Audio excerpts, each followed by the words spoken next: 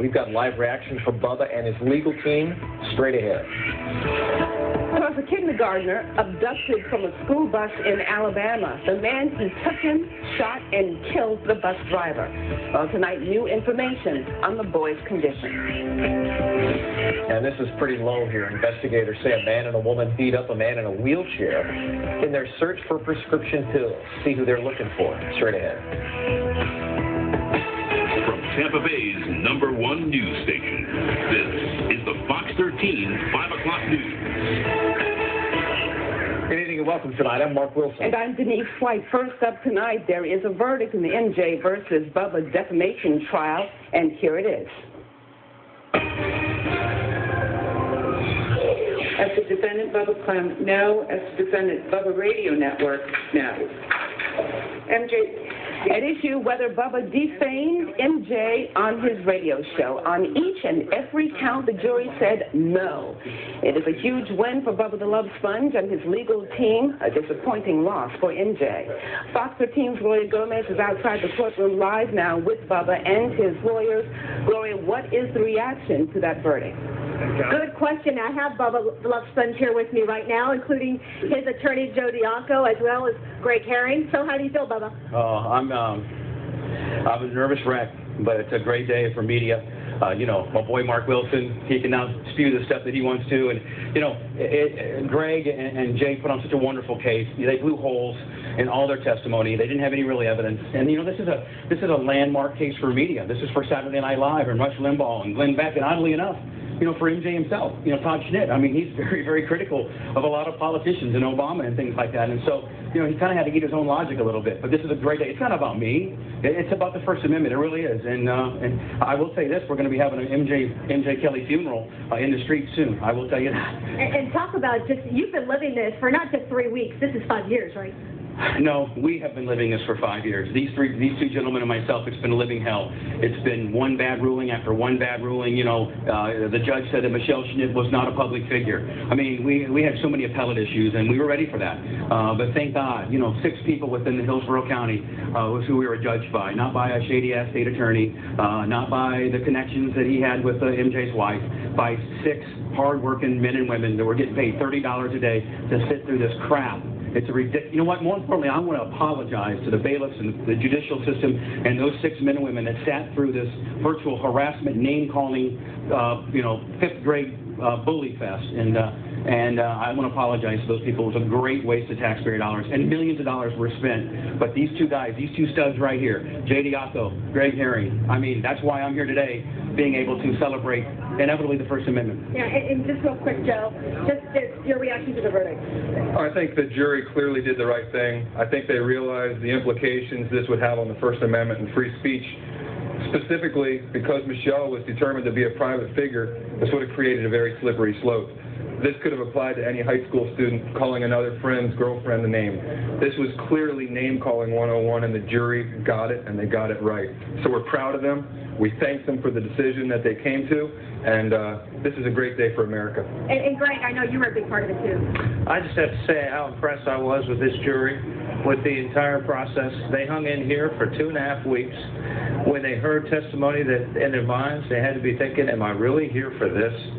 The First Amendment, we learn as young men and women that the First Amendment is one of the most important rights we have as Americans.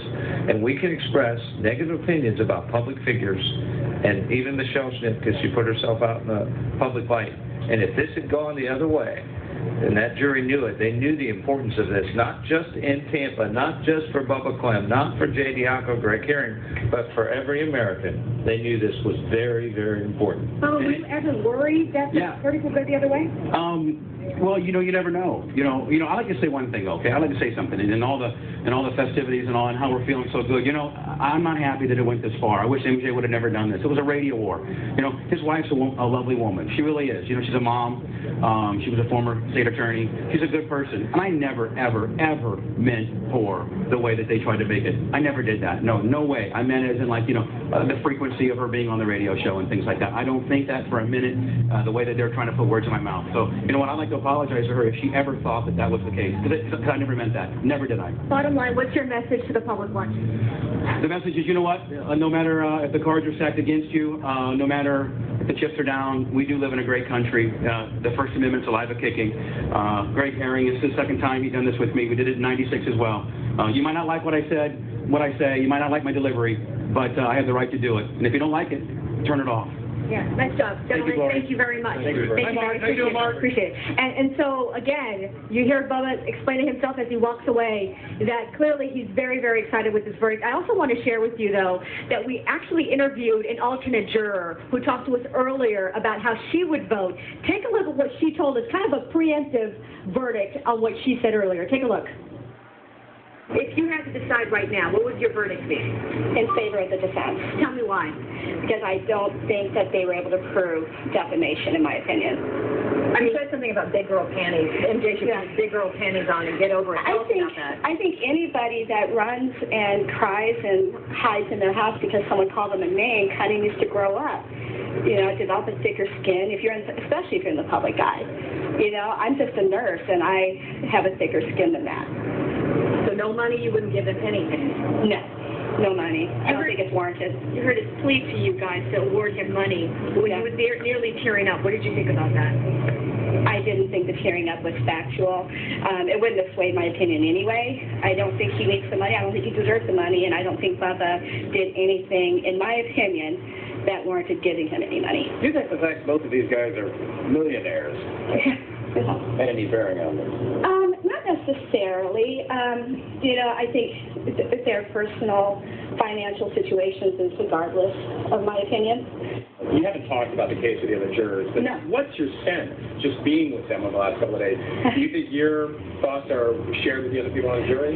We have a pretty diverse group of people in there, so I can't even begin to go where they might be thinking. And were you aware that Phil Campbell got a DUI during this case? No, I was not.